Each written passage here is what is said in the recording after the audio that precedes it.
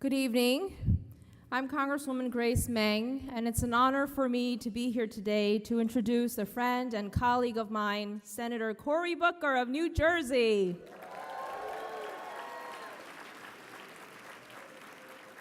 Now, Senator Booker is a man I know you are all familiar with.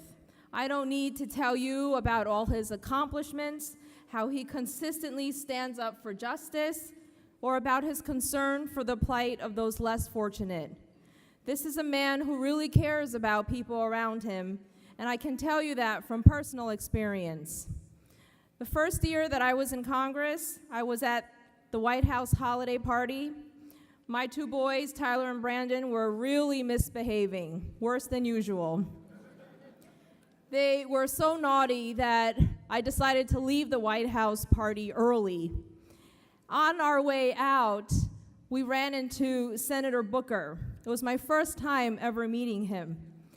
And after introducing myself, he immediately scooped up my two boys in one swoop. And just like magic, their moods changed instantly. Here was a man I had never met before who saw my exasperation with my boys and leaned in to help. This is the kind of person and public servant Senator Booker is. He wants to help, and people sense his genuine concern for them. The API community has a friend in him, and I know he loves our community. The API community will only benefit with friends like Senator Booker. He puts in efforts to reach out, understand, and help. In fact, the first caucus he joined as a senator was the Senate India Caucus. It's clear he understands the importance of the API community. And why wouldn't he understand the importance of the API community? According to a PBS show called Finding Your Roots, Senator Booker discovered he is 7% Asian or Native American. He's one of us.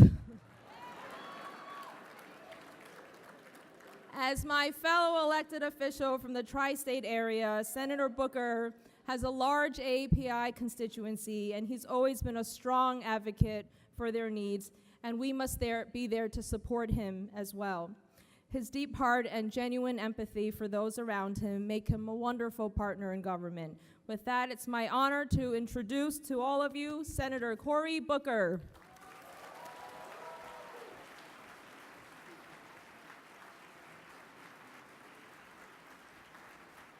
Hello, everybody. Hello. I love this. Look, I cannot tell you and my staff how excited they were about this event. They kept talking about the Asian prom, and I was like, what are you talking about? And then they explained to me this incredible event, and they were using shorthand and short form. Look, this gathering tonight, it's a small group compared to the larger challenges and the larger things happening in Washington. But this tradition here started by a truly great public servant, a man who understands that in the Washington where decisions are being made, where the country is being shaped, where, as we know from a great musical, talking about being in the room when it happens, that it is critical that in that room where it happens, everybody doesn't look alike. It's critical in that room when it happens that it is a reflection of all of America. And this coalition here, this organization, to me, is carrying on not a tradition for API folk, it's carrying on a tradition that's urgent for American folks.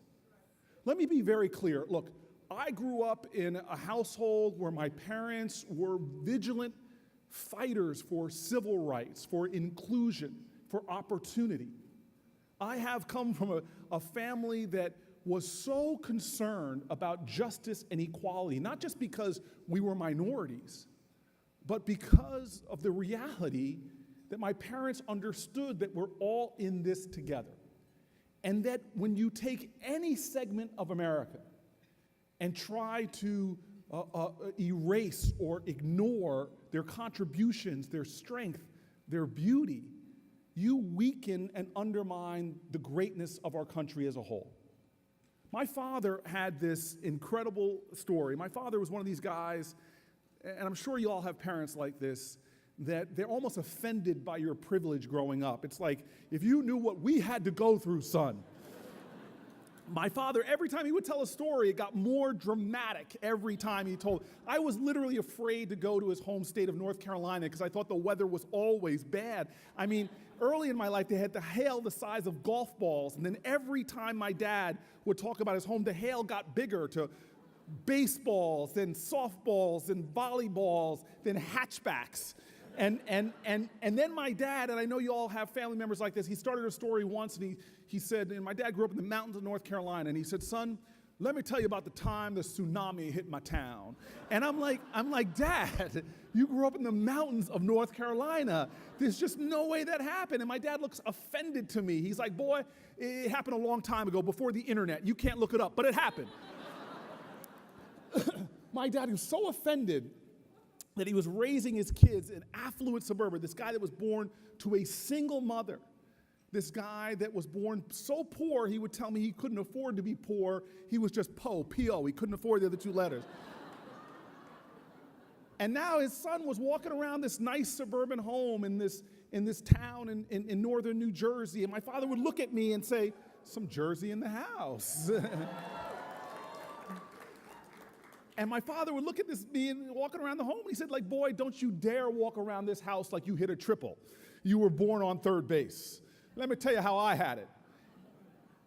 And so my father tells this story that I really want you all to hear, not because it's true, it's probably apocryphal, not because it's funny, it is severely dad humor, but because of the point that he would make of it. The story my father would tell me is, he said, son, I was a young boy, and I was growing up in this poor town, and son, I was going to school, and again, the school changed from a one-room schoolhouse. Eventually, it was a lean-to on the side of a mountain. And he said, son, I was sitting in the back of the classroom, and this teacher comes in the classroom, and she says, class, I want to teach y'all about self-esteem. And anybody in this class thinks you're stupid, thinks you're dumb, I want you to stand up right now. And my father said, nobody moved. And the teacher just stared people down, standing there waiting. She goes, come on now, I want to teach you about self-esteem. I need to know if you think you're dumb, if you think you're stupid. If you think you're dumb, stupid, stand up right now. And my father said, nobody moved. And then finally, after looking at the teacher standing there looking more angry, he just said he pushed his chair back and he stood up proudly. And the teacher looked at my father and said, Mr. Booker, boy, what's wrong with you? You think you're dumb? You think you're stupid? And my father said, he scratched his head and said, well, shucks, ma'am, I don't think I'm stupid, but I didn't want you to be the only one standing.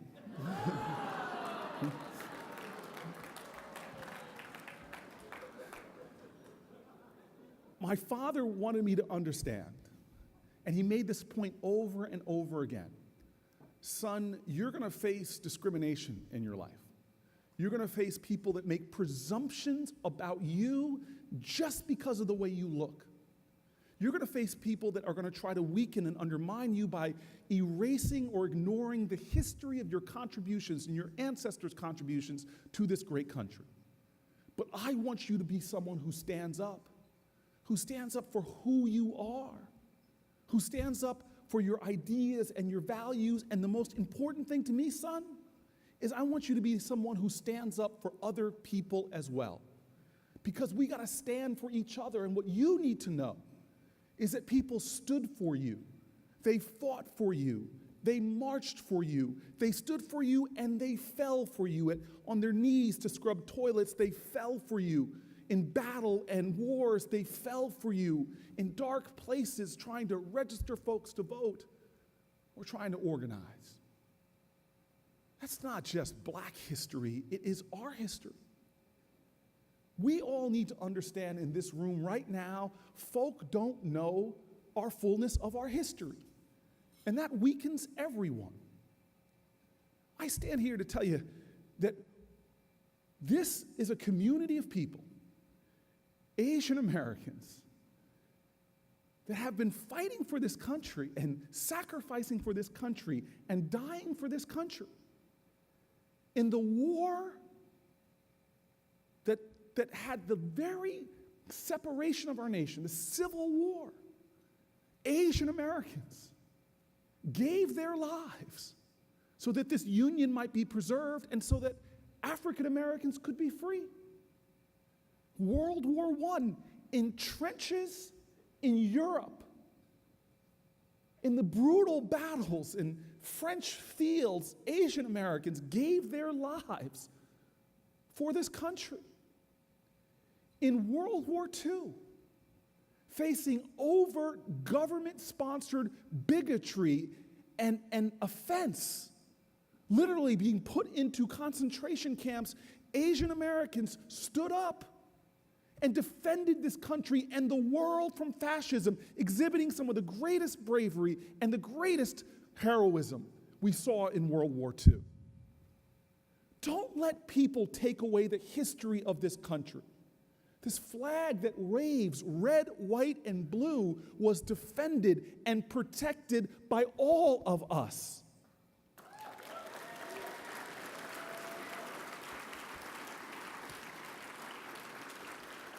And so I'm proud now to stand before this group that is trying to make sure that we as a country know the truth of who we are.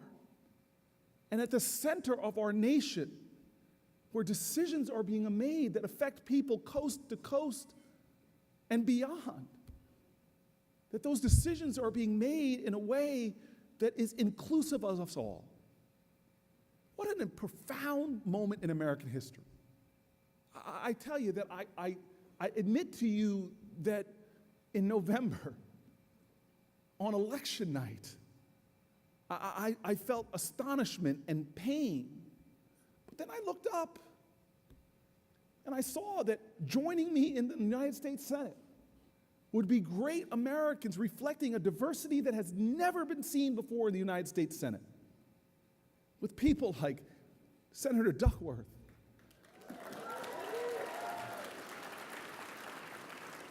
winning her election, with folks like Kamala Harris joining me in the Senate. This is the first time in American history. We've got 3 Asian Americans, 3 Black Americans. We're all doing it, the Black and Asian folk. We're doing well. And I'd like an extra special request tonight. I just saw her moments ago on the Senate floor in our last vote of the day, Senator Hirono, who has to have surgery tomorrow to remove a kidney, was diagnosed with cancer. I just want us all to pray for her successful procedure, because I know when I looked her in her eyes, and she is one of the most powerful, fearsome fighters in the Senate. I could see it, and I told her, I know already, not only you're going to make it through this surgery, but you're going to continue to be a part of the resistance, a part of the fight, that God is not finished with her yet.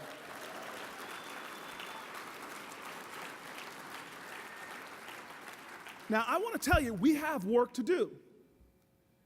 And folk got to understand that when it comes to issues of prejudice and bigotry that we're seeing now, almost as if folks now have a license more than we've seen to express overtly bigotry and hatred, that this casts a shadow over us as a nation as a whole. It's not, hate cannot be targeted simply on an individual. Hate is a darkness that casts that shadow over the light of our country.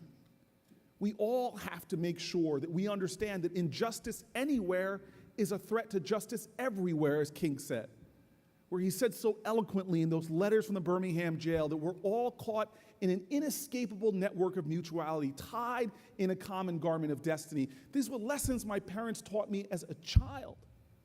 When my family moved into Harrington Park, New Jersey, they literally had to get a white couple to pose as them. 1969, we bought this home. On the day of the closing, the white couple didn't show up. My father did, and a volunteer lawyer. And the real estate agent was so upset, he went to punch the lawyer in the face and sigged a dog on my dad. And I will tell you, every time my dad told that story, the dog got bigger. But I still remember as a boy in grade school, being, as my father called us, the family, we were the 4 raisins in a tub of vanilla ice cream.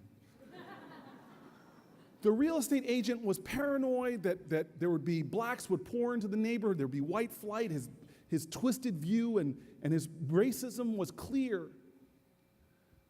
But the first overt racism I saw as a child was when Korean Americans started moving into the town.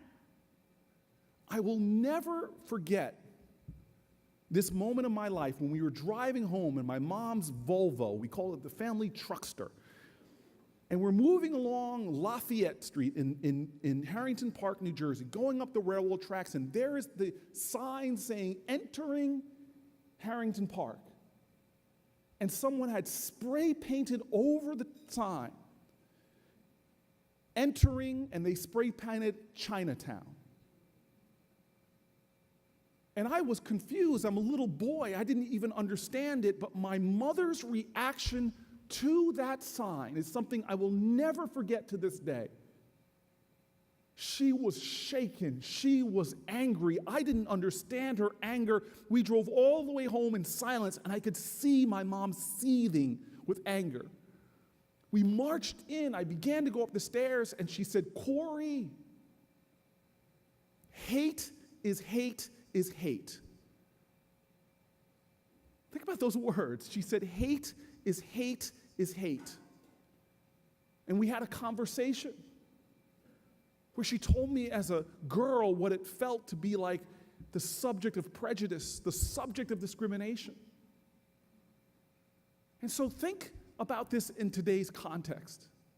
When we have immigration laws and Muslim bans that are singling out people because of who they are, because of how they pray, because of their nation of origin. Think about where we are. To me, one of the darkest moments in my time in the Senate was when that executive order came down. And there's only one way to respond to it. My mother showed me and demonstrated it to me. There's one way to respond to it, and I saw that. When I went to Dulles Airport, in the midst of the Muslim ban, when I heard that Customs and Border Patrol was detaining people, when a judge had ordered them to allow them to have counsel, I raced to the airport to talk to Customs and Border Patrol to try to get the people released. But what really blew me away was not the darkness inherent in the Muslim ban. What blew me away in that airport was that it was packed and crowded with other Americans who would not be silent in the face of bigotry, who would not sit down, who raced to that airport. Black American, Latino American, Jewish American, Asian American, who were standing there cheering Muslim Americans who were coming off the plane. That's who we are. That is what America looks like.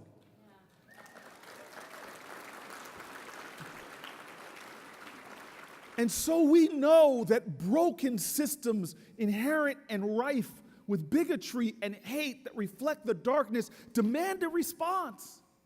It's why we know that the voting rights problem we have in America is not just targeted towards poor people or black people. We know that Asian Americans as well have faced discrimination at the polling places, people asking for improperly for identification. We know that a broken criminal justice system is hurting Black American and white American and Asian Americans too.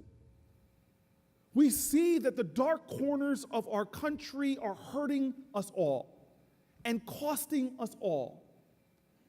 And so the question, as my father tried to teach me as a boy, what defines you, young man, is not what people do to you. It's always how you will respond. My parents steeped me in literature,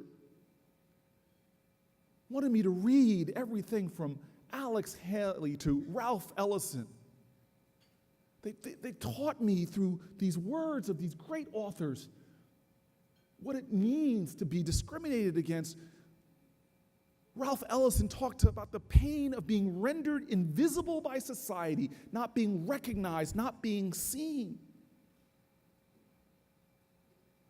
But what my parents wanted me to know, with each page that I turned from our literature, is that what it showed over and over again is that in the deep depths of depression, in the depths of attacks, in the depths of hatred, that cannot define you.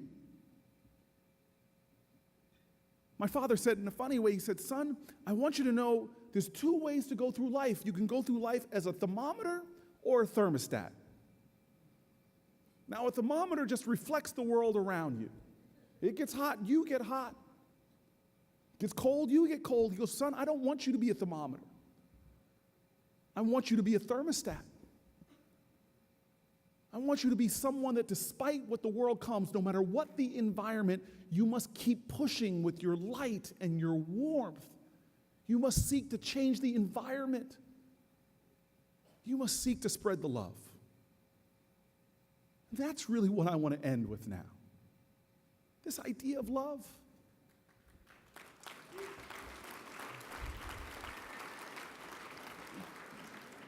This is the temperature. We're here, as I told you, because of the patriotism of our ancestors. People who, even when they didn't experience the blessings of this country, whether they were interned or working at near slave labor on the transcontinental railroad, people who never stopped loving what America could be or should be, what America stood for. We're here because of love. Patriotism means love of country. And you can't love your country unless you love your countrymen and women. Think about this for a second. Don't let people try to reduce our nation to be one of tolerance, where we're just going to tolerate each other and our differences. That's not why we're here as a country. That's not why we were founded. This diverse nation can never settle for tolerance because we weren't founded as a country where we had any kind of natural bonds. We're not a nation founded because we all share the same religion. We're not a theocracy. We're not a country founded because we all look alike. We're not a country that was founded because we're all descended from the same family tree. We're the oldest constitutional democracy on the planet Earth. And we are here as a nation because we put forth these ideals fueled by ideals of love. That what could bond this nation was principles much bigger than who we were, because let's not whitewash or homogenize or sanitize our country's history. Let's always tell the truth about the difficulties, the bigotries, the sexism of the past. Why? Because it makes the story of our country that much greater for getting over it. And our founding documents, as much as they were genius documents, they still reflected the bigotry of the past. Native Americans were referred to as savages. Women weren't referred to at all. Black Americans were fractions of human beings. That's why Stokely Carmichael used to always say, constitute. I can only say 3/5 of the word. But the genius of this nation is it put forth the highest principles of humanity so that every generation could say that this country must live up to its promise. It's why from Susan B. Anthony to Martin Luther King, read their speeches. They're calling to the greatness of America, to the dream of this country. If you read the Declaration of Independence, it talks about who we are. It talks about the aspiration of love. It ends in this great Declaration of Independence. It ends with a declaration of interdependence. This understanding that if this country is going to make it, we have got to have an unusual commitment to each other, regardless of our differences. We've got to show love. It's like that old African saying, if we want to go fast, go alone, but if you want to go far, go together. Read it at the Jefferson Memorial tonight. It is an admonition that the only way we're going to be great is if we show this extraordinary commitment, this love. The Declaration of Independence ends with those words. In order for all this to happen, we must mutually pledge to each other our lives, our fortunes, and our sacred honor. This is what this moment now calls. To love each other. It's not a shallow surface thing saying, hey, let's all get along. Love is tough. Love is demanding. It says if you pray different or think different, I still see your value. Tolerance says, hey, you could disappear off the face of the earth. I'm no worse off or better off. Love sees you and sees your truth, sees your worth, sees your value. It understands that we need each other, that if your children fail, I am bereft of their genius. If your children succeed, I am the benefit of their light and their hope and their accomplishment. Tolerance just crosses the street. Love confronts. Tolerance builds walls between people. Love overcomes them.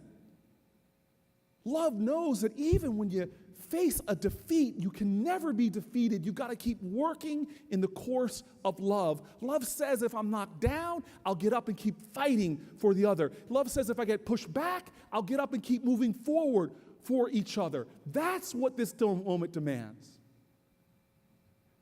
We must mutually pledge to each other our lives, our fortunes, and our sacred honor. The Asian American tradition in this country lives up to those words. Folk in this country under unimaginable discrimination, challenges of poverty, escaping as refugees. It's a tradition that shows the best of who we are as Americans. Not just overcoming obstacles, but pushing the bar of human achievement in this country. There's not a sector of our very nation where Asian Americans aren't making extraordinary contributions. There is no America without Asian Americans. And so tonight I end with a poem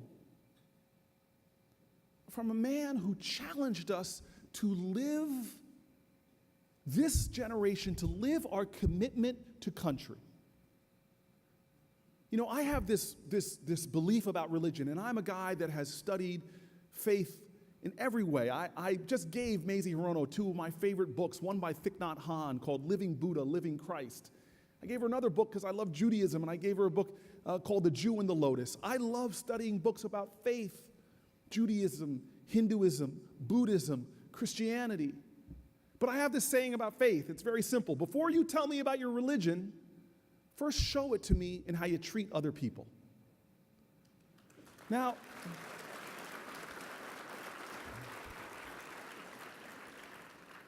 you see, in my faith, it's a simple saying. Faith without works is dead. Well, we have a civic gospel. Think about this for a second. We have a civic gospel. They're words that we hail in this country. We sing those words in our songs, profound, meaningful words. We literally swear oaths to the ideals of our country. We put our hands on our hearts, we look at our flag, and we swear an oath to liberty and justice for all. Well, those are nice words to preach. But we now, more than ever, in this time, in this challenge, we have to live by those words. And that's what this poet calls us to do.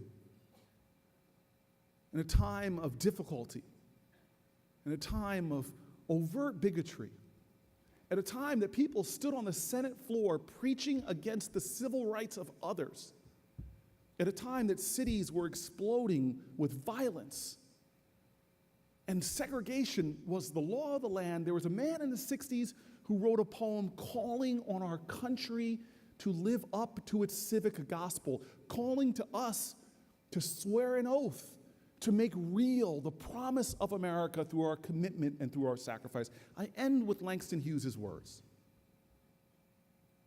He said, "Oh, let America be America again. The land that never has been yet, but yet must be, the land where everyone is free. The poor man, the Indian, the Negro, me. And who made America?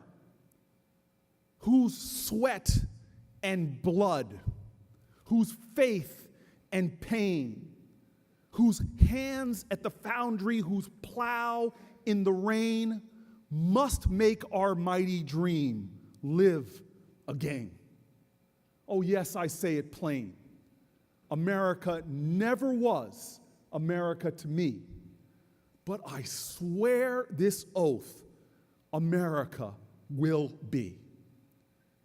Ladies and gentlemen, there are people that want to undermine our values and our truth, that we are a nation of liberty and justice for all. There are people that want to take the words of our ancestors, malice towards none, charity towards all, and twist them and limit them and reduce them. We cannot let that happen.